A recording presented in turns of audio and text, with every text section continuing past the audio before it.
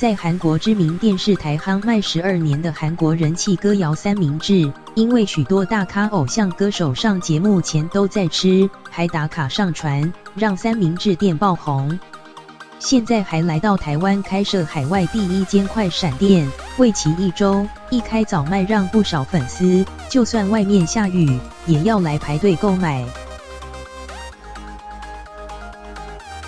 记者，因为韩国节目人气歌谣而爆红的三明治店，现在来台展开为期1周的快闪店，不少粉丝都慕名而来购买。开业不到半小时，从百货公司地下2楼人潮蔓延到1楼，大约有200位粉丝都在排队，等的就是这个三明治。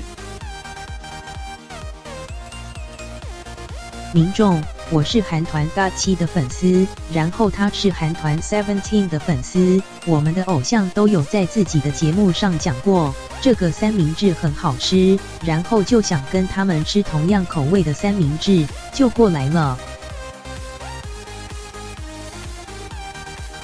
原本只在电视台食堂里面卖了12年的三明治，因为偶像歌手们上节目前都会来吃，纷纷打卡宣传，像是 NCT 127还有 JYP 师弟团都 PO 过，就连 BigBang 胜利也曾上节目讲过，使得三明治成为人气美食。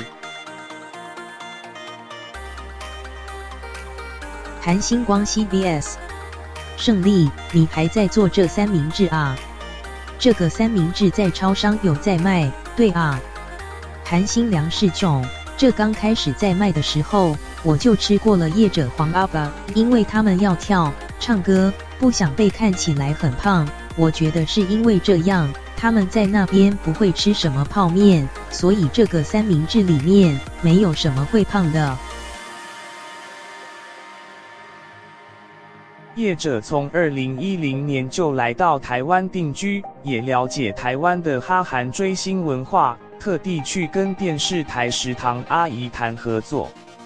接下来海外第2间店已经在香港筹备，从7日到13日，每天限量1500个，都是现点现做。虽然口味只有1种，但前来的粉丝还是感到满足。